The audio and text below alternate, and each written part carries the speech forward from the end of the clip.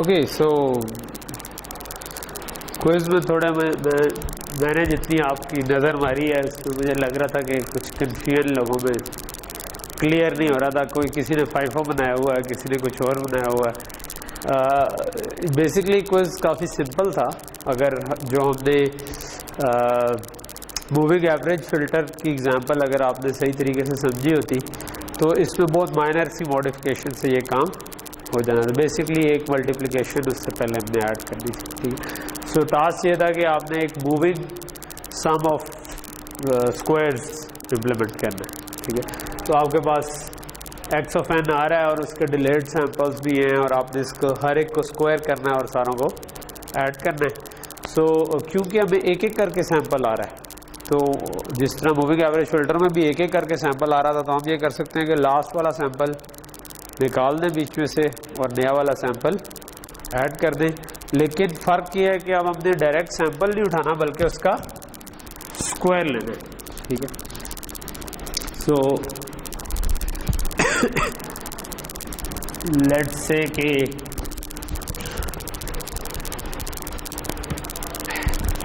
मेरे पास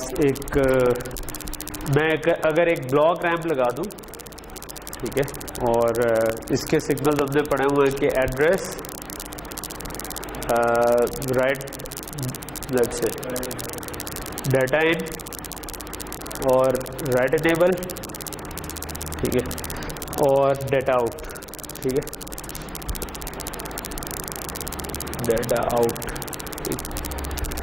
सो हम कर ये सकते हैं कि बाहर से जो हमारे पास एक्स ऑफ एन आ रहा है सैंपल, जो कि हर सैंपल में अगले साइकिल में ये एक पुराना हो जाएगा और आगे हमने इसका सबसे पहले स्क्वायर लेना था। तो स्क्वायर लेने के लिए आप एक मल्टीप्लायर लगा दें जिसको यही इनपुट दे दें, ठीक है।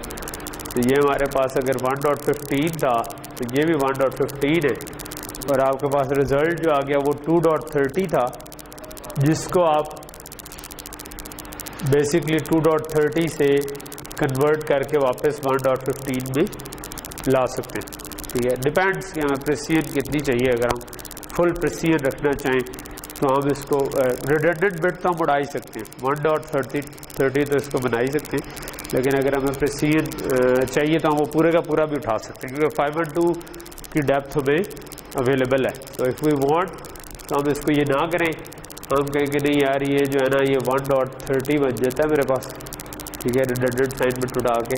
तो ये अब मेरे पास डाटा आ रहा है, ठीक है। राइट इनेबल को हम कर देते हैं लेट से 1, क्योंकि मैंने ये कहा हुआ था कि हर साइकिल में डाटा आ रहा है। अगर हर साइकिल में ना आ रहा होता तो जो भी स्ट्रोब सिग्नल था राइट इनेबल या रेडी का सिग्नल था या जो वैलिड का सिग्नल, जो भी नाम दे दे उसको, पीछे से कुछ आ रहा होना था जिससे पता चलता, तो उसको राइट इनेबल से टाइप कर।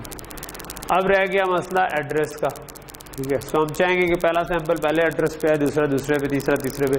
तो एक्चुअली इसके बाद से ये मूविंग एवरेज फिल्टर ही है, ठीक है। मूविंग एवरेज में एंड पे हमें डिवाइड करना पड़ता है, वो हमें इस केस में नहीं करना पड़ेगा क्योंकि मैंने सम लेना था।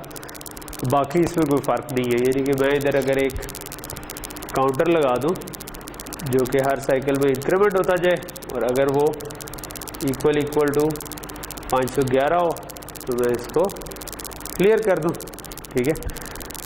एक्चुअली 2 की पावर में अगर आप कर रहे हैं तो ये भी करने की ज़रूरत नहीं है। आप अगर ये 9 बिट का काउंटर बनाएंगे, ठीक है, अगर ये मैं 9 बिट का बना देता हूँ, ठीक है, तो वो 511 के बाद ऑटोमेटिकली 0 ही होगा, ठीक है, क्योंकि 2 बिट्स में 511 के बाद जो 512 आता है उसमें खुद ही 0 आ जाती है पिछले में। और सो हमने करना ये है कि इसका जो ये इसका डाटा आउट आ रहा है और ये नया सैंपल आ रहा है, ठीक है। अगर मैं साथ साथ पाइपलाइन करता जाऊँ तो ये मैं कहता हूँ कि यार मैंने स्क्वायर किया तो मैं एक रजिस्टर कर लेता हूँ, ठीक है, और उसके बाद इस तरह चलना शुरू हो जाऊँगा। तो इसको मैंने उठा के सबट्रैक्ट करना है, ऐड करना है, इसको सबट्रैक्ट करना है, जो पुराना सैंपल है उसको उठा के सबट्रैक्ट करना है। और एक मेरा रजिस्टर है जिसमें मेरे पास चीज़ें एक्यूमुलेट होती जा रही है, ठीक है। तो इसको भी ऐड करना है, ठीक है। सो मेरे पास एक ऐसा एडर चाहिए मुझे इधर जो कि इन दोनों को ऐड करे और इसको सब्ट्रैक्ट करें और उसका रिजल्ट में वापस इधर लिखवा दें, ठीक है। सो अगर आप इसको पाइपलाइन करना चाहें तो इसको भी 2 स्टेप्स में किया जा सकता है, क्योंकि फीड फॉरवर्ड पाथ है तो मैं ये कर सकता हूँ कि नहीं, फीडबैक पाथ भी है। तो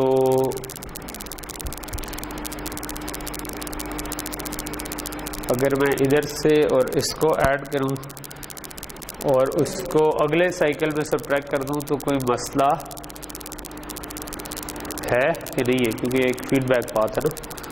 तो फीडबैक पाथ है तो मैं पीछे से रजिस्टर इधर ला सकता हूँ और इनकमिंग एजेस पे आगे भेज सकता हूँ, कुछ इस तरीके से करके कर सकता हूँ। लेकिन बेसिकली ये आपका डिज़ाइन बन जाए कि आप एक ऐसा है, यहाँ पे आप वो कंप्रेशन ट्री भी कह सकते हो कि अगर आप ज़्यादा फास्ट करना चाह रहे हो या तीनों को इकट्ठा ऐड कर लें एक में। तो और डाटा आउट जो है वो हमें कौन सा चाहिए, इसके लिए हमने डिस्कशन की थी लास्ट टाइम कि 2 ऑप्शन थी कि या तो दूसरी पोर्ट से उठा लें। ये मेरे पास अगर ब्लॉक रैम है, ठीक है, सो अगर मैं इधर लिखवा रहा हूँ तो यही 512 पुराना सैंपल है, ठीक है। सो मैंने सिर्फ ब्लॉक रैम को कॉन्फ़िगर करना है रीड फर्स्ट मोड में, ठीक है। तो इसकी एक रीड फर्स्ट मोड होगी कि जब आप राइट और रीड एक ही एड्रेस पे कर रहे हैं तो पहले रीड करें, ठीक है। तो ये जो पुरानी वैल्यू है ये आउटपुट पे आ जाएगी और नई वैल्यू इधर लिखवाई जाएगी। तो ये पुरानी वैल्यू 512 पुरानी वैल्यू है, तो बस ये पॉइंटर साथ साथ चल रहा है, हमें अलहदा से एक नया काउंटर बनाने की ज़रूरत नहीं रहेगी अगर हम रीड फर्स्ट मोड में चल रहे हैं, ठीक है। सो जस्ट रिक्वायर्ड कि आपने मूविंग एवरेज वाला लेक्चर जो है ना वो आपके जहन में थोड़ा बहुत होता।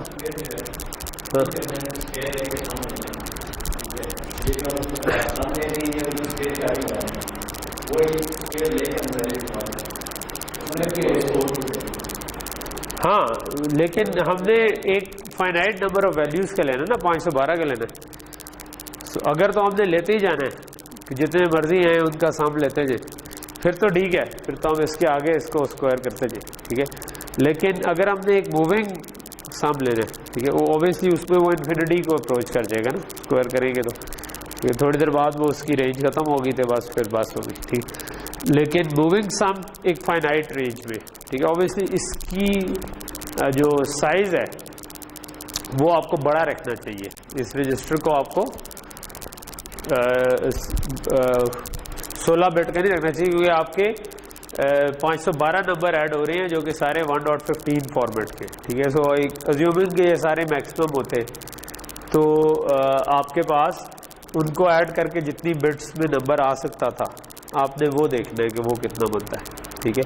कि ये अगर सारे ऑल वंस आ जाते लेट से, ठीक है, और आप इन सब को ऐड कर लेते एंड पे, तो जो नंबर बनता उसके लिए कितनी बिट्स चाहिए थी, ठीक है। तो वो प्रॉबेबली आपको 7-8 या 9 बिट्स एक्सटेंड करनी पड़ेगी इसको। तो आपको हो सकता है कि 9 बिट्स एक्सटेंड करनी पड़ेगी, क्योंकि लेट से ये सारे वंस होते अज्यूमिंग तो 512 ही आ जाना था, ठीक है। तो 1 तो नहीं आ सकता, लेकिन -1 आ सकता। तो सारे अगर -1 होते तो -1 करते हुए आपके पास इवेंचुअली -512 बन जाना था, ठीक है। सो -512 is the biggest number that you can get, ठीक है। सो इसका मतलब है कि इसको आपको 1.15 के बजाय 10.15 पे रिजल्ट सेव करना है, ठीक है। और इसका मतलब है कि आपके जो एडर्स हैं ये एडर्स पे साइन एक्सटेंशन आपको करनी पड़ेगी, ठीक है। ये इसके 10 बिट्स आगे एक्सटेंड करेंगे, इसकी भी 10 बिट्स आगे एक्सटेंड करेंगे और फिर आप इनको आपस में ऐड करें। जिसका दूसरा तरीका ये है कि हम करेक्शन वेक्टर पहले से निकाल लें और उस करेक्शन वेक्टर को भी ऐड कर दें और इसको एक कंप्रेशन ट्री टाइप की चीज़ बना लें। तो ये आपको ज़हन में रखना। सो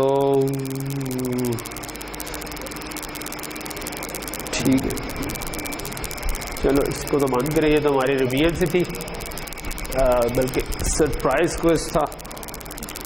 मतलब इसका एक मकसद ये था कि आपको आइडिया हो जाए। मतलब जब मैं सोच रहा था क्या क्विज लूँ तो एक ये आइडिया था, एक आइडिया मेरे जहन में ये था कि जो हमने मेमोरी मैप और स्ट्रीमिंग इंटरफेस पढ़े उस टाइप का कुछ कर लें। मे बी आपको मैं एक बता दूं कि यार एक डिज़ाइन है जिसमें 10 रजिस्टर हैं और लेट से एक रैम जो है वो 1024 की है, एक और रैम 2048 की है, ठीक है। So design a memory map as well as address decoding logic, ठीक है। तो ये मेरे जहन में एक और क्विज की ऑप्शन थी। मैं आपको बता इसलिए रहा हूँ क्योंकि जो अभी क्विज की ऑप्शंस हैं वो 5-6 दिन बाद पेपर में एग्ज़ाम क्वेश्चन की ऑप्शन बन सकती है। सो जो हमने टॉपिक्स पढ़े हैं उससे कैसे रिलेट करके क्वेश्चन बन सकता है। ऑब्वियसली मूविंग एवरेज को थोड़ा सा मैंने मॉडिफाई करके आपको एक क्वेश्चन बना दिया है। इसी तरह जो मेमोरी मैप है उनको थोड़ा बहुत मॉडिफाई करके क्वेश्चन बन सकता है। तो फॉर एग्जांपल अगर ये करना होता तो आपको पता होना चाहिए कि अच्छा ऐसे 10 रजिस्टर हैं, फिर एक मेरी बी रैम है जो 1024 की है और 2048 की एक और बी रैम आ रही है। सो इट आप basically you have to align it, इसको 2048 बाउंड्री पे लाइन कर लें, इसको 1024 बाउंड्री पे लाइन कर लें, तो अब आपके लिए चीज़ें आसान हो जाएगी उससे। सो इसको आप मे बी 0 से 1023 तक रजिस्टर्स की जगह बना लें, 1024 से लेकर 2047 तक जो है वो पहली ब्लॉक रैम की जगह बना लें, ठीक है। Obviously you can put block RAM first और उसको बाद में भी रख सकते हैं, उसमें कोई हर्ज नहीं है। और फिर 2048 से लेकर 4096 तक आप तीसरी जगह बना लें। तो अब आपकी इसकी रीड और राइट की लॉजिक काइंड ऑफ बनानी थी, तो आप को एक एड्रेस डिकोडर चाहिए होगा ना, कि आपके पास एड्रेस आए और आप इस केस में क्योंकि आप 1024 से आगे जा रहे हैं, ठीक है। सो ये बेसिकली 0 से 1023 तक एक चीज़ है। सो इसका मतलब है कि 10 बिट्स के बाद जो है ना, ठीक है, अगर 2 बिट 0 आ रही हैं तो इसका मतलब आप इधर हैं, वो अगर 1 आ रही हैं तो आप इधर हैं, 2 या 3 आ रही हैं तो आप इधर हैं, ठीक है। सो आप ऐसा कर सकते हैं कि इधर ये जो 11-12 बिट है ना, ठीक है, 11-10 अगर आप 0 से शुरू कर रहे होते हैं तो उस पर डिकोडर लगा सकते हैं और उसकी बेस पे आप राइट इनेबल को डिकोड कर सकते हैं कि अगर ये 0 आया तो आपका रजिस्टर्स का राइट इनेबल बन जाएगा, ठीक है। अगर ये 1 आया तो इस बी रैम का राइट इनेबल बन जाएगा, बी रैम 1 का। और अगर ये 2 या 3 आया, ठीक है, तो मे बी तो आप इसके अगले वाले का राइट इनेबल बना सकते हैं, ठीक है। तो ये बात समझ आ रही, या आप मे भी उसकी MSB को डायरेक्टली उठा के भी राइट इनेबल बना सकते हैं इसके लिए। और अगेन यहाँ पर आपके अगर 10 रजिस्टर हैं तो आपको इसके आगे भी डिकोड करना पड़ेगा इसकी LSBs के थ्रू, ठीक, क्योंकि आपने राइट इनेबल इसका अलग जनरेट करना है, इसका अलग जनरेट करना है। तो ऐसे 10 हैं तो आप 10 तक का वो बनाएंगे, तो 10 से तो आपको पहली 4 बिट्स में भी उठा के आप उससे 1 to 16 मार्क्स बना दें, उसकी 10 बिट्स को यूज़ कर लें, तो ये इसका राइट। और इसी तरह इनकी रीड की लॉजिक भी हो सकती है, ठीक है, कि ये तो मैंने राइट की लॉजिक बनाई है, लेकिन लेट से हमने रीड करना होता तो इसी की ऑपोजिट साइड पे मैं इधर मार्क्स लगा सकता हूँ, ठीक है, जो कि और यही चीज़ मैं इधर डाल सकता हूँ और ये मेरे पास डाटा आउट आ रहा है, ठीक है। और इसी तरह एड्रेस के साथ तो मैंने एड्रेस की LSBs इधर एड्रेस के साथ टाई होंगी, इधर भी एड्रेस की LSBs एड्रेस के साथ टाई होंगी। तो इधर से जो डाटा आउट आ रहा है, अब आप इन तीनों के दरमियान मार्क्स कर सकते हैं कि ये आपको चाहिए, ये चाहिए या ये चाहिए, ठीक है। तो मे भी आखिरी दोनों ऑप्शन में आपको यही चाहिए, अदरवाइज ये चाहिए, और यही वाली बिट्स आप उठा के इधर कर सकते, ठीक। तो ये रीड की लॉजिक आपके पास बन गई, जिसमें आपके पास बाहर से इसका मतलब है कि एक एड्रेस आ रहा है, राइट इनेबल आ रहा है, डाटा इन आ रहा है, और आप वापसी पे अज्यूम करें कि मैं अगर कोई एड्रेस दूंगा तो मुझे डाटा आउट भी देगा। तो ये वाला डाटा आउट आप इधर टाइप कर रहे हैं, ये वाले एड्रेस को आपने डिकोडिंग के लिए यूज़ किया, राइट इनेबल को आपने डिकोड करके हर जगह पर पहुँचाया, और एड्रेस की LSBs इन जगहों इसके एड्रेसेस पर टाइप कर दी, ठीक है। तो ये पूरा एक मेमोरी मैप सा बन जाता है, ठीक। और आई थिंक मोरलेस यही है। छोटी सी इसमें कैच ये हो सकता है कि अगर आप वाकई थोड़ा सा डिटेल में जाएं तो रैम आपको उसी साइकिल में डाटा नहीं देती, बल्कि एक साइकिल बाद डाटा देती है। तो इट्स अ गुड आइडिया कि आप इधर एक रजिस्टर लगा लें जो कि इस मार्क्स को भी पाइपलाइन कर दे, जो कि इस वाले मतलब एड्रेस की इन मेनी बिट्स को पाइपलाइन कर दे ताकि आपको एक साइकिल बाद आप डाटा उठा रहे हो और आप डिफाइन कर लें कि यार जब भी एड्रेस आएगा मैं उससे अगले साइकिल में आपको डाटा दे सकूँगी।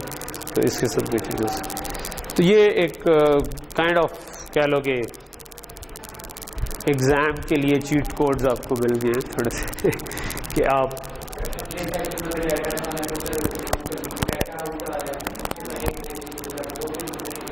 नहीं डाटा आउट से पहले इसलिए नहीं क्योंकि ये रैम खुद ही एक साइकिल डिले से दे रही है, तो डाटा आउट तो वैसे ही एक साइकिल डिले से ही आ रहा है। ठीक है, इधर क्योंकि हमने एड्रेस को एक साइकिल डिले कर दिया तो डाटा एक साइकिल बाद ही आएगा। ठीक है, अगर एड्रेस को ना किया होता फिर इसके आगे भी रजिस्टर लगा देते तो एक ही बात थी। यानी इसको रजिस्टर ना करें डाटा को कर लें या इसको कर लें और डाटा को ना करें एक ही बात है। ठीक है, अगर रजिस्टर्स के केस में जी कुछ नहीं कहना चाहते आप, तो फिर ये आपको कैसे लगा कि वो कुछ कहना चाह रहे हैं या आप कुछ कहना चाह रहे थे लेकिन आप कमर को वो कहना चाह रहे हैं कि वो कहें कह लें, क्या हो गया बता दें।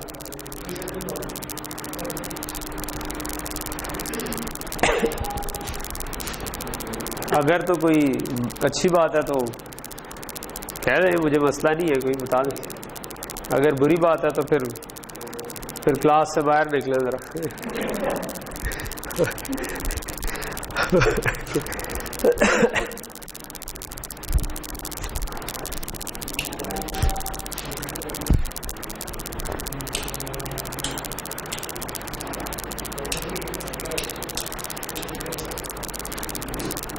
वो एक मिनट इसको ऑन करते जो।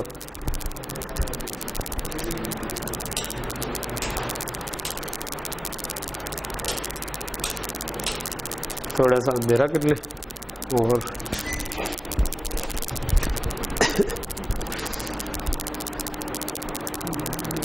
हमने एक एक्स्ट्रा क्लास भी रखनी थी ना इस वीक वेडनेसडे को, कल।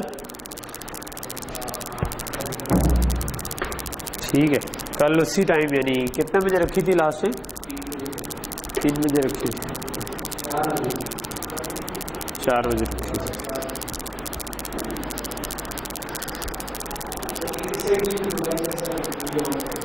जी ये ऑन कर लूँ, ये वाली ये वाली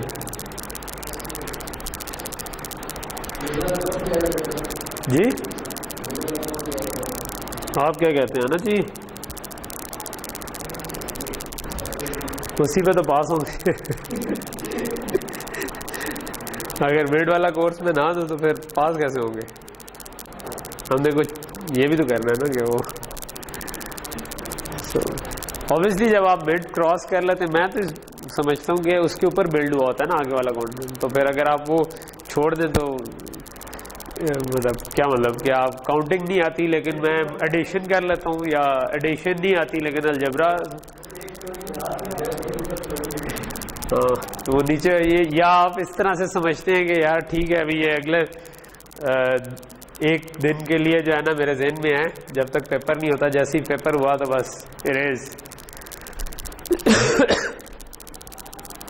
ओके, सो आज एक जो छोटी सी हम और एग्जांपल करना चाहिए, ये जो विवाडो वाले हम एंड वाले कर रहे हैं, प्रॉबेबली इससे पेपर में मैं शायद नहीं आपसे कुछ पूछूंगा ऑब्वियसली, क्योंकि पेपर में आप विवाडो खोल के क्या बनाएंगे, लेकिन हो सकता है कोई बहुत छोटे शॉर्ट क्वेश्चन आ जाए, मतलब जो AXI स्ट्रीम और मेमोरी मैप में क्या फ़र्क है या इस किस्म के, जो कि क्योंकि हमने पढ़ा तो है तो, लेकिन उससे एग्ज़ाम में क्या एक्सपेक्ट करें, उससे मे भी कुछ ऐसे शॉर्ट क्वेश्चंस एक्सपेक्ट कर लें कि जिससे आपको पता होगा मे भी AXI डाटा मूवर क्या होता है, AXI स्ट्रीम और मेमोरी मैप में क्या फ़र्क है, इस किस्म की चीज़ कर लें। लेकिन इससे ज़्यादा शायद प्रॉब्ली एग्ज़ाम में नहीं आ रहा होगा, लैब एग्ज़ाम में शायद आपको ये करना पड़ा। ठीक है, जो लैब एग्ज़ाम भी एक लेना ना बड़ा वाला, ठीक है। ओके, सो आज जो हम एग्जांपल करना चाह रहे हैं, लास्ट टाइम जो हमने बातें नहीं, लास्ट टाइम हमने एक एग्जांपल की थी जिसमें हमने काइंड ऑफ माइक्रोब्लेंस के साथ एक पूरा सेटअप, मतलब हमने विवाडो को नॉर्मली जो हमारा RTL फ्लो है जिसमें हम ब्लॉक डिज़ाइन नहीं बनाते बल्कि वेरिलॉग फाइल्स लिखते हैं, पहले वो देखा एक छोटा सा। उसके बाद हमने ये देखा कि अगर आप एक दूसरा फ्लो फॉलो करें जिसमें हम ब्लॉक डिज़ाइन बनाते हैं, ठीक है, यानी कि प्रोजेक्ट में बजाय आप कोड लिखने के आप ब्लॉक डिज़ाइन बनाते हैं और ब्लॉक डिज़ाइन के अंदर आप ब्लॉक्स को जोड़ जोड़ कर अपना पूरा डिज़ाइन तैयार कर लेते हैं और कहीं पर कोड लिखना पड़ जाए तो आप उसके लिए अपनी IP क्रिएट कर लेते हैं, ठीक है। सो हमने अपनी IP तो नहीं क्रिएट की, जो हमने एग्जांपल की थी उसमें हमने ये काम किया कि हमने सिर्फ ब्लॉक्स को जोड़ के और बहुत सारे एक छोटा सा सिस्टम माइक्रो बेस बनाने की कोशिश की, ठीक है। उसमें एक चीज़ हमने नहीं की थी, वो ये थी कि हमने एक इम्पॉर्टेंट ब्लॉक है AXI DMA का, ठीक है, जो कि यूज़ हमने नहीं किया था। सो आज हम कोशिश करेंगे कि AXI DMA को यूज़ करके एक छोटा सा उसी तरह का प्रोजेक्ट बना लें और अगर फिर टाइम बचता है तो हम ना कोशिश करेंगे कि उस ब्लॉक डिज़ाइन को ना एज एन IP बना सकें। यानी एक तो है ना कि हम बने बनाए ब्लॉक्स यूज़ कर रहे हैं, ठीक है, एक है कि वो वाला ब्लॉक्स जो आप यूज़ कर रहे हैं वो ब्लॉक आप खुद क्रिएट करना चाहिए, यानी कि आपने 4-5 चीज़ें जोड़ी, थोड़ी सी RTL लिखी, मिला के जो चीज़ बनाई वो चीज़ आपने वेरीफाई कर ली कि ठीक चलती है और अब आप चाहते हैं कि यार इसको मैं एक डब्बा बना दूं जो कि कल को मैंने दोबारा प्रोजेक्ट में यूज़ करना हो तो मैं बस उसी डब्बे को उसी तरह इनिशियलाइज कर लूँ और चला दूँ, ठीक है।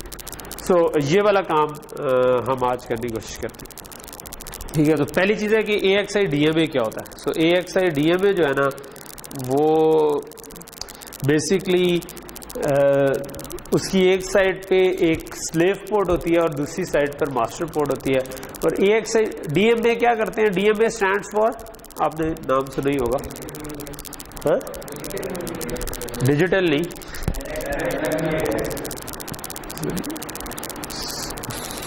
हो गए यार आज। DMA stands for direct memory access, ठीक है, मेमोरी एक्सेस, ठीक है। तो DMA मकसद क्या होता है, नॉर्मली प्रोसेसर्स जब आप बना रहे होते हैं, ठीक है, सो एक आपका मेन उसका पार्ट होता है CPU जो कि जिसके ऊपर सारा प्रोग्राम चल रहा है आपका, ठीक है, जो कि हमने छोटा सा जो माइक्रो कोडेड स्टेट मशीन बनाई थी वो एक तरह का सेंट्रल प्रोसेसिंग यूनिट था, ठीक है। इसने इस सारा कोड और डाटा जो होता है ना वो मेमोरी के अंदर पड़ा होता है, ठीक है, जिसको ये बार बार एक्सेस कर रहा होता है। अच्छा, बीच में कई दफ़ा टास्क इस किस्म का आ जाता है कोई कि भाई आप इधर से डाटा उठाओ और उसको कॉपी कर दो इस जगह पर, ठीक है, या किसी एक इंटरफेस से उठाओ उसको उठाकर मेमोरी के, कैमरे से डाटा आ रहा है उसको उठा के मेमोरी में कॉपी कर दो, मेमोरी से आ रहा है डिस्क से आ रहा है, डिस्क से उठाओ डाटा और उसको रैम में ले आओ, रैम से उठाओ उसको डिस्क में ले जाओ, ठीक है। तो ये एक ऐसा काम है जो कि फ्रीक्वेंटली हो भी रहा होता है और इस पर हम ये नहीं चाहते कि हमारा जो CPU है जो कि सबसे दिमाग है हमारे उसका प्रोसेसर का वो इस पे ज़ाया हो, ठीक है, क्योंकि वो ये ज़्यादा मतलब ऑब्वियसली ये उधर से रीड करके इधर कॉपी तो कर सकता है लेकिन उसमें टाइम लगेगा, उसके बजाय ये कोई मीनिंगफुल काम कर रहा हो जिसके लिए ये माहिर है, यानी कि ये एडिशन सब्ट्रैक्शन मल्टीप्लिकेशन कर सकता है तो इसको तो वो करना चाहिए, ठीक है। सो उसके लिए फिर हम ना इसके लिए एक छोटा रख लेते हैं, ठीक है।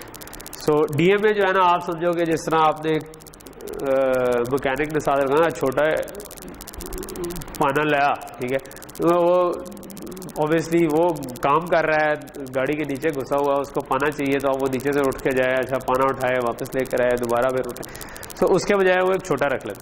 तो DMA असल में वो छोटा होता है, ठीक है, कि CPU जो है ना वो कहता है छोटे ज़्यादा मेमोरी, ठीक है। सो ये आपका लेट से एक CPU है और ये आपका DMA है, ठीक है। तो लेट से कि मैं सिंप्लीफाइड एक चीज़ लिखता हूँ कि ये आपकी रैम है और लेट से कि प्रोसेसर वाले केस देखते हैं, अभी हम वो FPGA वाली चीज़ पे नहीं जाती, ये आपकी डिस्क है, या चलो इस वाले केस में देखते हैं ये आपका SD कार्ड है, ठीक है। सो अब आप चाहते हैं कि यार डिस्क से इधर से डाटा उठाऊँ मैं और उसको उठा के रैम की किसी जगह पर ले जाऊँ, ठीक है। सो आपको क्या चीज़ चाहिए, आपको चाहिए कि भाई डिस्क का एक एड्रेस, एक आपको चाहिए रैम का एड्रेस जिधर आप कॉपी करना चाह रहे हैं, यानी कि इसको मैं कह लेता हूँ सोर्स एड्रेस, इसको मैं कहता हूँ डेस्टिनेशन एड्रेस, ठीक है। और फिर आपको बताना है कितनी बाइट्स चाहिए, ठीक है, नंबर ऑफ या डाटा साइज कह लेता हूँ, ठीक है, तो भाई कितनी कॉपी करनी, ठीक है, इधर से 1000 बाइट्स उठा के उधर लेके जानी है, 512 बाइट्स क्या लेके जाना है, ठीक है। ये 3 चीज़ें अगर आप छोटे को बता दें कि भाई छोटे तो जा डिस्क से 3 बाइट्स उठा फलां एड्रेस से और रैम की फलां जगह पर रखा, तो मुझे आगे बता दी, ठीक है। सो छोटा ये काम कर लेगा, ठीक है। छोटा क्या करेगा, वो डिस्क पे जाएगा, उतनी बाइट्स उठाएगा, क्योंकि छोटे को ज़्यादा कॉम्प्लेक्स काम नहीं आते, उसको ये वाले काम आते हैं कि यार ठीक है एक जगह से दूसरी जगह पर डाटा मूव करना जो है वो ये कर सकता है, ठीक है। इस काम के लिए हमने लास्ट टाइम पढ़ा था कि इसको AXI डाटा मूवर भी कहते हैं, ठीक है, कि AXI डाटा मूवर का काम होता है कि एक जगह से उठाए और दूसरी जगह पर कॉपी कर दे, ठीक है। सो याद रखिए, समझ आ गई, ठीक है। सो अमूमन आपका कोई भी DMA हो उसको आप प्रोग्राम कर सकता है, उसका बड़ा यानी कि CPU के फलां एड्रेस से लेके फलां एड्रेस तक डाटा उठा लो, या बल्कि फलां एड्रेस से उठाओ, फलां एड्रेस पर लिखवाओ और इतना डाटा है जो तुमने उठाना, तो वो जाके ये वाला काम कर लेता है। और जब कर लेता है तो जी साहब हो गया कहने के लिए, काम हो गया के लिए वो इसको इंटरप्ट भेज देता है, ठीक है। सो बेसिकली आपने क्या करना है, CPU ने किसी तरह इसको प्रोग्राम करना है, ठीक है, यानी कि छोटे को बताना है, ठीक है, जो कि अगर आप मैकेनिक हैं तो आप आवाज़ लगाते हैं, ठीक है, और छोटे के कानों में वो रजिस्टर हो जाती है कि भाई ये काम करना है, ठीक है। और अगर आप एक कंप्यूटर हैं तो कंप्यूटर में ये आवाज़ लगाने के लिए आप इसको खुद AXI स्लेव होना चाहिए, ठीक है, कि आप एक मेमोरी मैप इंटरफेस हो, आप किसी एड्रेस पे जाकर इस पर लिखें तो इसको पता चल जाए कि भाई कहाँ से उठाना है, कहाँ पर लिखवाना है, कितना डाटा है, ठीक है। सो मे बी इसमें आपका कोई लेट से रजिस्टर नंबर 0 है जिसकी कुछ बिट्स का मतलब है सोर्स एड्रेस, या एक रजिस्टर है जिसमें सोर्स एड्रेस लिखवाते हैं, एक में डेस्टिनेशन एड्रेस लिखवाते हैं, और एक और है जिसमें आप साइज़ भी लिखवाते हैं और लेट से इनेबल भी कर देते हैं कि हाँ ये मैंने भेज दिया तुम्हारे पास, ठीक है। और ये काम करें तो छोटे को पता चल जाता है कि यार मैंने इतना डाटा उठाना है, इस एड्रेस से उठाना है, इस जगह पर लिखवाना है, ठीक है। तो ये 3 चीज़ें उसको मिल जाए तो उसको एक तरह से कमांड मिल जाती है। तो ये लेट से कि ये आप 3 रजिस्टर बना सकते हैं मेमोरी मैप जो कि CPUs को प्रोग्राम कर सके। तो मे भी इधर एक आपका AXI स्लेव इंटरफेस ये काम कर रहा है कि इधर से CPU भाई जो है ना वो ऑर्डर्स कि क्या करना है, तो वो कैसे करेगा, वो 2-3 रजिस्टर्स पे लिखवा देगा कि भाई क्या करना है, ठीक है। ये खुद इंटरनली क्या करोगे, इसकी इंटरनल डिटेल में हम नहीं जाना चाहते। वो इसमें आपका कोई रीड चैनल होगा और कोई राइट चैनल होगा, और रीड चैनल में आप उधर से उठाएंगे चीज़ें और इधर से इस जगह पर लिखवा देंगे, और जनरली दरमियान में इसके पास कोई बफर होगा जिसमें वो टेम्पोरेरीली स्टोर कर सके, ठीक है।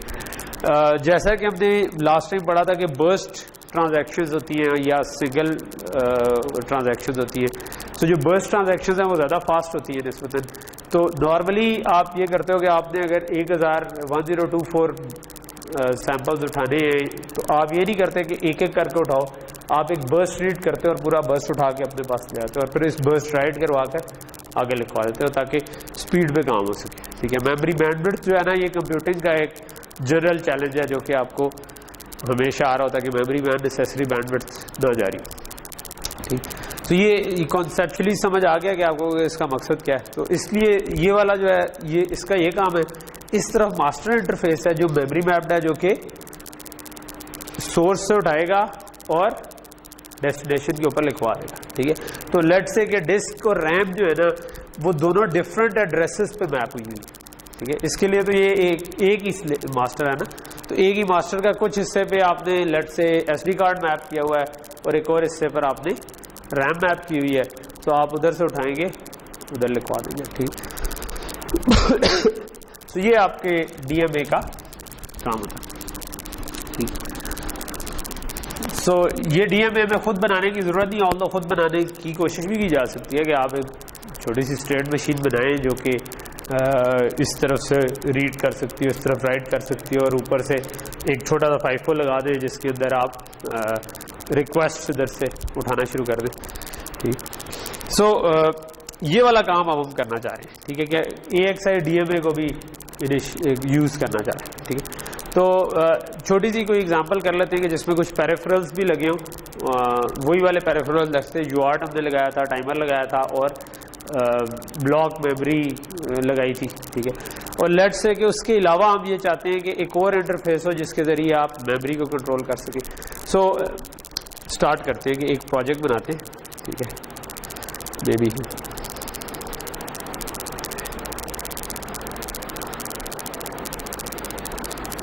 तो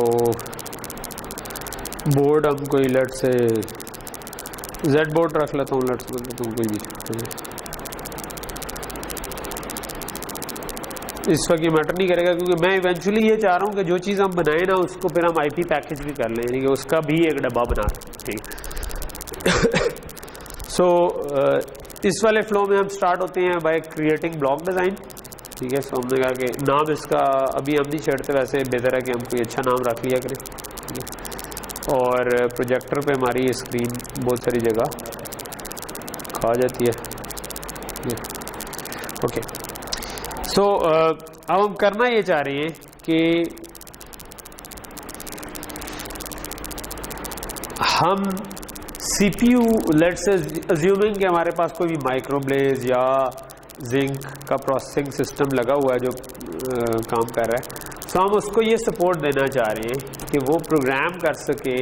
ये हमारा डब्बा हो, ठीक है, इस डब्बे के अंदर DMA भी लगाओ, ठीक है। इस डब्बे के अंदर डायरेक्टली अगर इसने मेमोरी को एक्सेस करना हो तो ये डब्बा आगे, मतलब मेमोरी इंटरफेस जनरेटर इसका पार्ट नहीं है, आगे ये मेमोरी इंटरफेस जनरेटर से भी बात करके रैम से भी बात कर सकता हो, ठीक है। तो ये डब्बा हम बनाना चाह रहे हैं, ठीक है। इसमें DMA खुद एक स्लेव हो, इसमें लेट से UART भी एक स्लेव हो, इसमें लेट से टाइमर भी एक स्लेव हो, इसमें एक और स्लेव लेट से BRAM भी एक लगा दें, ठीक है। तो 3-4 स्लेव्स हों हमारे पास। CPU को ये पिक्चर नज़र आ रही हो कि ये इस एड्रेस पे है, ये इस एड्रेस पे है, ये इस एड्रेस पे है, DMA को प्रोग्राम करना है इस एड्रेस पे कर सकता हूँ, और रैम को डायरेक्टली एक्सेस करना है तो इस एड्रेस पे कर सकता हूँ। सो अगर आपने CPU को मल्टीपल स्लेव्स देने तो हमें क्या लगाने की ज़रूरत है? AXI interconnect. AXI इंटरकनेक्ट क्या करता है कि मल्टीपल मास्टर्स मल्टीपल स्लेव्स बना सकता है, ठीक है। सो कंट्रोल I करके या ऐड IP करके मैं कहता हूँ कि एक AXI इंटरकनेक्ट लगा लेते हैं, ठीक है।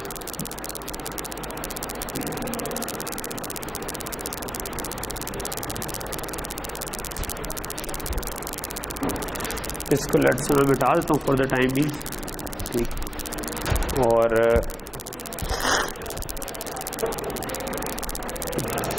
इसको बल्कि बड़ा कर लेते हैं।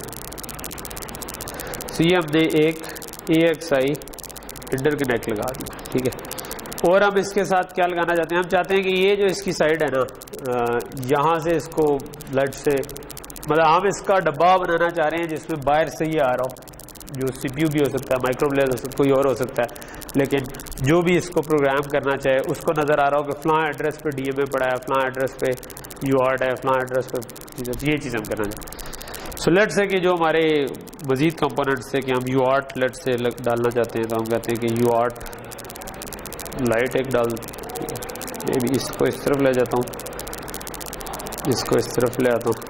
और क्या हम करना चाह रहे थे? मैं भी टाइमर करना चाह रहे थे, सो AXI टाइमर भी मैं डाल देता हूँ इसके अंदर, ठीक है। सो इसको भी उठा के इधर ले आते हैं, इंटरकनेक्ट। उसके अलावा उसके अलावा लेट से BRAM लगाना चाहता हूँ, ठीक है।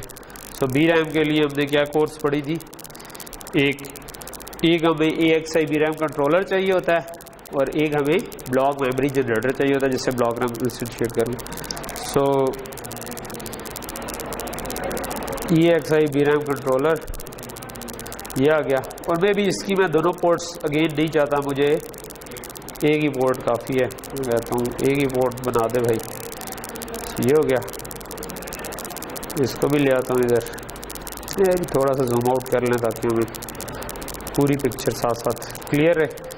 और बी रैम भी इसके आगे लगानी है। सो उसके लिए ब्लॉक मेमोरी किधर गए,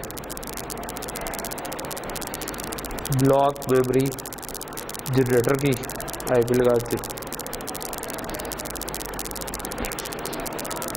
अभी हम जो एग्जांपल्स कर रहे हैं उसमें ज़्यादा कस्टमाइज़ नहीं कर रहे हैं चीज़ों को, लेकिन बेसिकली ये सारी चीज़ें जो हैं कस्टमाइजेबल हैं। आप डबल क्लिक करें उनकी चीज़ों को सेट कर सकते हैं डिफरेंट, कि क्या साइज़ होना चाहिए क्या। तो ये तो खैर डायरेक्टली हम कनेक्ट कर सकते हैं, ठीक है, बिकॉज ये सीधा ब्लॉक रैम इंटरफेस है, ब्लॉक रैम की पोर्ट है।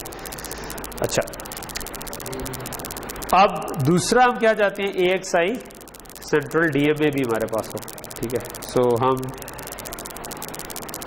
AXI DMA अगर कहता हूँ तो AXI सेंट्रल DMA लेट से ये मैं लगा,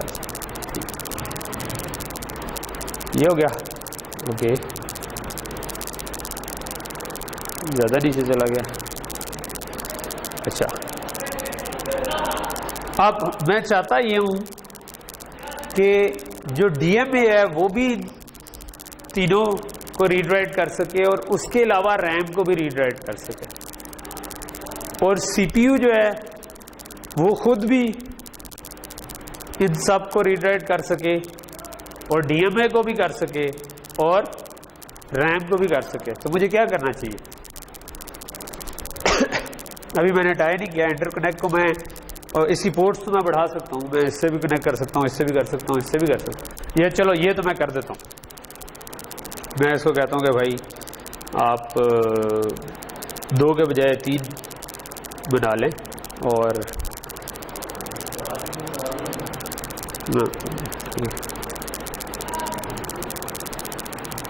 एक इसको कनेक्ट कर दिया, एक इसको कनेक्ट कर दिया, एक इसको कनेक्ट कर दिया। अब जो DMA है, क्या वो इसका स्लेव होना चाहिए या इसका मास्टर होना चाहिए? DMA ने इन सारों को एक्सेस करना है, उसके अलावा ब्लॉक मेमोरी रैम को भी बाहर एक्सेस करना है, मास्टर होना चाहिए। लेकिन हम ये चाहते हैं कि DMA को प्रोसेसर भी लिखवा सके, उसका स्लेव, लेकिन प्रोसेसर को हम एक ही पिक्चर देना चाहते हैं कि प्रोसेसर इन पे भी लिखवा सके और उस पे भी लिखवा सके। तो प्रोसेसर इसका मास्टर हो गया, लेकिन फिर DMA का अलग से मास्टर हुआ, या इसके साथ ही एक से इंटरव्यू इसके साथ बनाएंगे तो DMA इसका स्लेव बन जाएगा, but DMA also has to be master, क्योंकि उसने इनको लिखवाना भी है। खिचड़ी बनी है। उसका एक तरीका ये हो सकता है कि आप DMA को इसका स्लेव भी बना लें और इनका मास्टर भी बना लें, ठीक है, दोनों चीजें पॉसिबल हैं। सो मैं बताता हूँ कैसे पॉसिबल है, ठीक है। आप इधर से इसको कह दें कि एक मास्टर आपने बढ़ा दिया और एक आपने स्लेव बढ़ा दिया, ठीक है। ये आपके आपने कहा कि ये जो इसकी स्लेव पोर्ट है ये मैं इससे टाई कर देता हूं, और इसकी जो, अच्छा DMA में भी ना इसको भी कॉन्फ़िगर कर सकते हैं। इसकी स्कैटर गैदर मोड जो है ये हमें ज़रूरत नहीं है, ये काइंड ऑफ रैंडम एक्सेस के लिए चाहिए होती है कि आप थोड़ा सा इंक्रीमेंट के साथ डिफरेंट चीज़ों को एक्सेस कर रहे हों, या वो तो वो हमें नहीं चाहिए। हम ये कह रहे हैं कि हमारा छोटा जो है ना वो इकट्ठा बस डाटा उठाता है और उधर लिखवाता है, ठीक। और मास्टर कहाँ से बना सकते हैं कि इस मास्टर को उठा के मैं लेट से नजर इस वाली साइड को मैं इधर कनेक्ट कर दूं, ठीक है। सो अब DMA जो है वो खुद इस पोर्ट के थ्रू इन सब को एक्सेस कर सकता है, और DMA खुद एक्सेस हो सकता है इस पोर्ट के थ्रू, यानी कि जो CPU ने एक्सेस करना है वो DMA को भी एक्सेस कर सकता है और DMA आगे बाकियों को भी एक्सेस कर सकता है। इन सब को कर सकता है ना, क्योंकि ये मास्टर है इस साइड का, ठीक है। तो मास्टर है तो वो अब इनको सारी डिवाइसेस नजर आ रही हूँ। अभी हमने उनके एड्रेसेस नहीं डिफाइन किए, वो हम अभी एड्रेस जनरेटर वाले पे जाके डिफाइन कर सकते हैं, लेकिन अभी हमने ये काम कर। इसके अलावा हम ये भी चाहेंगे ना कि एक तो प्रोसेसर तो हम अभी नहीं लगा रहे, हम कह रहे हैं कि हम इसको आईपी पूरी को बनाना चाहते हैं, लेकिन हम ये भी साथ चाहेंगे कि एक आपकी AXI इंटरकनेक्ट जो है वो मेमोरी इंटरफेस जनरेटर से भी बात कर सके। तो हमें एक इसमें एक और इधर इंटरफेस की जरूरत है। अभी 4 हैं, अभी हमें इसको एक और बना देना चाहिए, ठीक है। सुबह भी हम इसको 5 कर देते हैं, 5 कर देंगे। अब ये आप इसको आगे लेट्स से कि मैं जो बनाना चाह रहा हूं वो ये पूरी आईपी है, ठीक है, कि मैं ये वाला पूरी चीज बना के कहता हूं कि ये एक ब्लॉक बन जाए, इसके बाद सीपीयू जैसे इससे कनेक्ट हुआ करे तो वो डीएमए को भी प्रोग्राम कर सके, वो बाकी डिवाइसेस को भी प्रोग्राम कर सके, और डीएमए जो है वो भी सारों को एक्सेस कर सके, तो वो एक डब्बा ही बन जाए और इसी डब्बे को बाद में लोग यूज करते रहे, ठीक है। सो उसमें मेमोरी इंटरफेस जनरेटर क्योंकि वो बड़ा जरा कंपोनेंट है तो उसको मैं बीच में नहीं डालना चाह रहा, वो मैं चाह रहा हूँ कि बाहर ही हो। सो वो अगर बाहर ही चाह रहा हूँ तो मैं इस वाले स्लेव को कह सकता हूँ कि भाई आप जो है ना आप मेरी आउटपुट हो। अगर आपने आउटपुट बनानी हो तो हम कहते हैं क्रिएट इंटरफेस पोर्ट, ठीक है। सो क्रिएट इंटरफेस पोर्ट से वो मैं इसको कहता हूँ कि ये हमारी DRAM बन जाएगा, ठीक है। सो ये आपके आउटपुट पे चलेगी, ठीक है। और अच्छा, अभी हमने ना क्लॉक तय किया ना रीसेट तय किया, अभी हमने सिर्फ इनको मास्टर स्लेव ने, मतलब हम जब कनेक्शन ऑटोमेशन वाली विजिट चलाते थे खुद ही तो वो पूरे का पूरा कनेक्ट हो जाता था, लेकिन अभी क्योंकि हमने मैनुअली कनेक्ट किया है सो हमें फिर क्लॉक्स वगैरह भी खुद कनेक्ट करने पड़ेंगे। हाँ कर सकते थे उसमें, वो मतलब उसमें सब के सब कनेक्ट किए जा सकते हैं, ठीक है। लेकिन वो आपको रन कनेक्शन ऑटोमेशन आपको तब ऑप्शन देता है जब उसको फुली क्लॉक रीसेट सब कुछ मिला के क्लियर हो कि ये पोर्ट इसके साथ डायरेक्टली टाई हो सकती है, तो वो आप डायरेक्टली टाई कर देते हैं, अदरवाइज आप मैनुअली भी कर सकते हैं, ठीक। और ये जो दूसरी पोर्ट है ये कहां से आ रही होगी, ये जो भी बाहर सीपीयू या कोई भी बाहर से कंट्रोलर हो जो इसको कंट्रोल करना है, सो इसका मतलब है कि इसको भी इंटरफेस पोर्ट बना देना चाहिए, ठीक है। सो मैं इसका नाम कुछ सीपीयू कर देता हूँ, ठीक है। ये बन गई, ठीक है।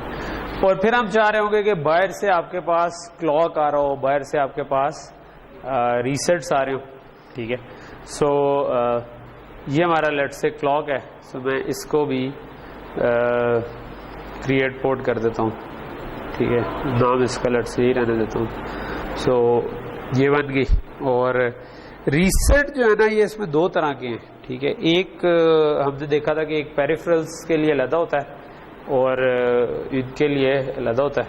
एक मैं लेट से इसका लेआउट रीजनरेट कर लूँ, जरा साफ हो जाए। ये रीजनरेट लेआउट से वो अरेंज कर देता है जो उसके हिसाब से बेस्ट कॉन्फ़िगरेशन होती है, ठीक है। सो अभी हमारे पास क्लॉक्स और रीसेट रह गए, ठीक है। But before that I think हमें एक और चीज करने की जरूरत है, वो ये है कि हमने इस AXI इंटरकनेक्ट तो बना दिया, लेकिन हमने ये डिफाइन नहीं की कि इसका कौन सा एड्रेस किसके ऊपर मैप हो रहा है, ठीक है। सो अगर मैं एड्रेस जनरेटर में जाऊं तो ये एड्रेस जनरेटर है और इसमें मेरे पास ये सारे के सारे अनमैप्ड स्लेव्स हैं, ठीक है। So what I can do is कि मैं इसको एड्रेस असाइन कर दूं, ठीक है। सो इसको मैंने एड्रेस असाइन किया, इसने ऑटो असाइन कर दिया और उसको कह दिया कि यार इसकी ये रेंज आनी चाहिए, ठीक है। सो इसको हम चेंज कर सकते हैं, मे बी मैं इसको कहता हूँ कि यार क्यों मैं यूँ करूँ, ठीक है। और अपनी मर्जी से भी यानी हम इसको असाइन कर सकते हैं, ठीक है। उसने अगला किया टाइमर है, टाइमर को भी 64K का बनाया, लेकिन आप बेसिकली देख रहे हो तो इसमें उसने एड्रेस के अंदर गैप रखा है। 400 के बाद 4100 से ये शुरू हो सकता था बजाय 41C0। सो मैं इसको कहता हूँ कि यार आप 41C0 के बजाय आप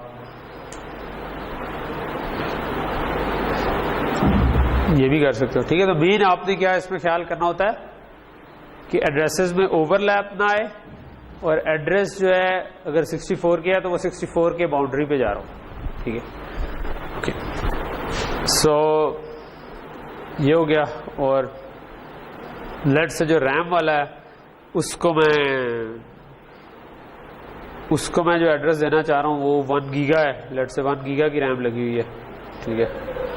सो तो उसने मुझे कहा कि नहीं, ये एड्रेस इसके लिए ठीक नहीं है, क्योंकि 1 गीगा का तो 1 गीगा लाइन होना चाहिए। 1 गीगा लाइन होने का मतलब क्या हुआ, गीगा मीन्स के 30 बिट्स 0 होंगी और उसके बाद 31वीं बिट 1 हो सकती है, ठीक है। सो ये ऑलरेडी 32 बिट का जो एड्रेस आ रहा है वो 400 से शुरू हो रहा है, ठीक है। सो 4 का मतलब क्या होता है 100, ठीक है। सो ये इसके पीछे आपके पास जो आ रहे हैं ना वो 5 सिफर आ रहे हैं, ठीक है। 1 2 3 4 5 6 7 8 सिफर आ रहे हैं, ठीक है। सॉरी 7 सिफर आ रहे हैं। तो 7 सिफर का क्या मतलब हुआ कि 28 बिट्स ये 0 हैं, उसके बाद 29 और 30 0 हैं, ठीक है। सो अब इसके बाद अगला एड्रेस जो मैं दे सकता हूँ वो प्रॉबेबली 8 दे सकता हूँ, ठीक है, अगर इसने मुझे अलाउ किया, क्योंकि ये जो 1 के बजाय अगर मैं इसको 2 करूंगा तो ये 1000 बन जाएगा, विच इज 8, ठीक है। उसके पीछे वाला जो है वो यानी वही रहेंगे 00 रहेंगे। तो 4 के बजाय अगर 8 डाल दूं तो प्रॉबेबली ये अलाइन हो सकता है। तो मैं कहता हूँ 8। सो इसने अभी 64 के किया हुआ है, इसको जरा मैं 1 गीगा कर लेता हूँ। ओके, सो ये असाइन हो गया, ठीक है। इसी तरह आप डीएमए को कर लो, ठीक है। सो डीएमए जो है वो ये क्यों खराब हो गया, ये तो मैंने चेंज ही किया था। मैंने क्या किया था 40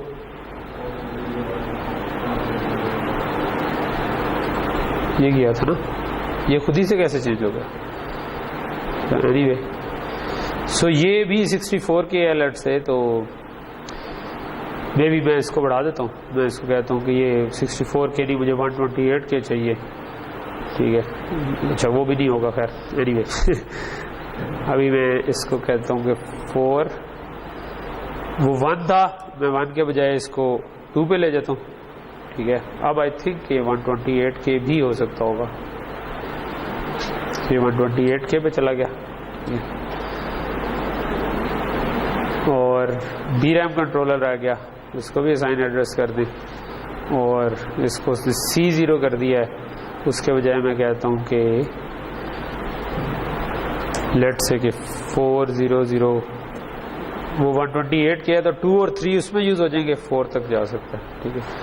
तो ये अब हमारे सारे एड्रेसेस मैप हो गए, ठीक है। अच्छा, अब इसमें 2 चीजें आपको नजर आ रही हैं।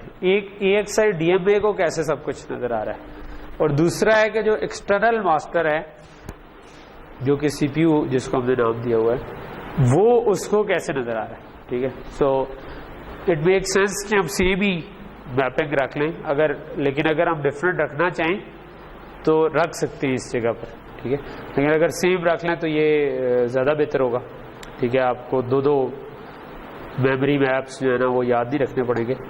सो हम लेट से इसको कहते हैं कि ये 4000 था,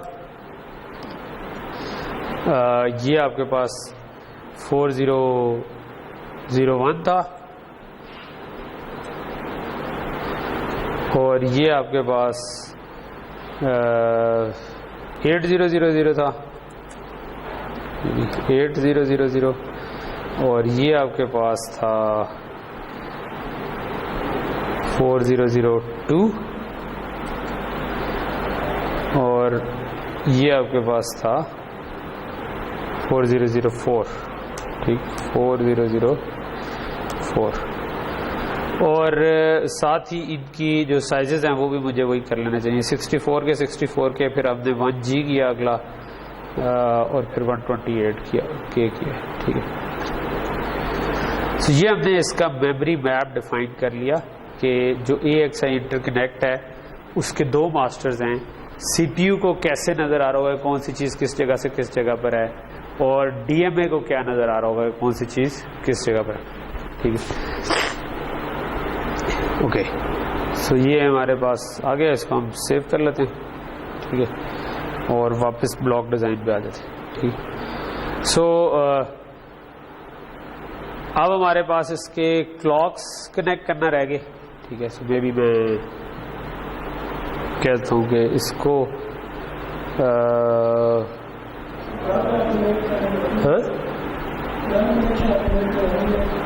उससे नहीं होगा, क्योंकि कहाँ से आएगा क्लॉक। रन कनेक्शन ऑटोमेशन तब चलता है कि जब आपको ऑब्वियसली नज़र आ रहा हो कि फलां सोर्स होना चाहिए।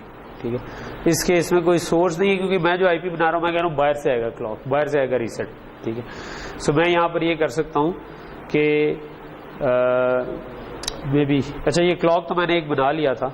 लेट से कि मैं अगर इससे मल्टीपल जगहों को कनेक्ट करना चाह रहा हूँ तो मैं क्या कर सकता हूँ कि मैं इसको पहले थोड़ा साइड पे ले जाऊँ। ठीक है, उसके बाद मैं एक दफ़ा उंगली उठा लूँ, यानी ड्रैग करके ले गया, उंगली उठा ली, और उसके बाद दोबारा रख के करूँगा ना, तो अब मैंने इसको क्लॉक से किया, तो अब मैं मल्टीपल क्लॉक्स के साथ इसको कनेक्ट कर सकता हूँ। ठीक है, लेट से कि मैं सिंगल क्लॉक डोमेन चाहता हूँ अपनी, यहाँ से भी कनेक्ट कर देता हूँ लेट से, और इन सब को एक ही क्लॉक दे देता हूँ।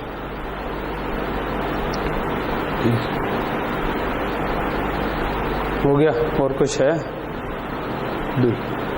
ठीक है, जब हो गया तो आप एस्केप दबा दें तो वो सारे के क्लॉक। इसी तरह रीसेट जो है, लेट से कि मेरे पास एक DMA है और पेरिफेरल्स हैं। सो लेट से कि जो टाइम हो गया, ओहो टाइम तो हो गया। ठीक है, चलो खैर, एनीवे, सो लेट से कि मैं इसको भी क्रिएट पोर्ट कर देता हूँ। ठीक है, और वैसे तो ये अलग-अलग होना चाहिए, लेकिन लेट क्योंकि अभी टाइम नहीं है तो लेट से कि मैं इसी को कनेक्ट करता हूँ उसी तरह, और मैं सारे रीसेट्स के साथ एक ही चीज़ कनेक्ट कर देता हूँ। ठीक है, प्रॉबेबली मुझे लगता है ये मुझे एरर देगा, लेकिन अगर नहीं दिया तो विल जस्ट, जो मैं आपको दिखाना चाह रहा था कि इसकी एक आईपी कैसे क्रिएट होगी वो देखना चाह रहा हूँ। ओके, सो आई थिंक ये मोर और लेस हमारे पास काम हो गया, और लेट से का जो DMA का इंटरप्ट है मैं ये भी पोर्ट बना लेता हूँ। ठीक है, और अब मैं इसको सेव कर लूँ। ठीक, तो ये मेरे पास डिज़ाइन सेव हो गया। ठीक है, अब मैं चाहता हूँ अगर कि ये पूरा का पूरा डिज़ाइन एज एन आईपी बन जाए। ठीक है, तो उसके लिए आप इधर आके जो आपका इसमें वैसे पूरी तरह नजर नहीं आ रहा, इसको राइट क्लिक करें,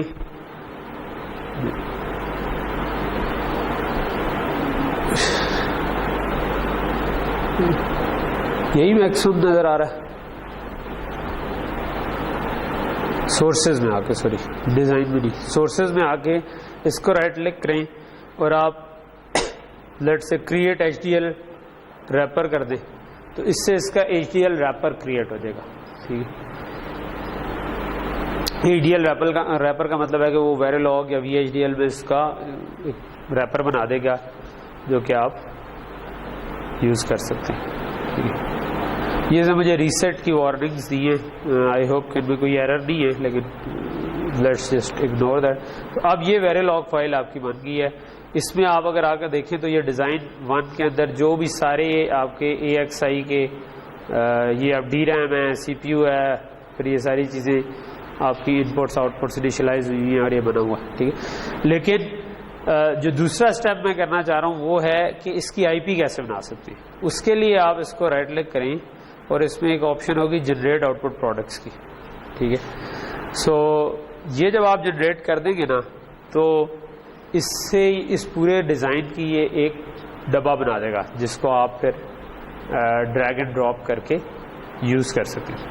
ठीक है,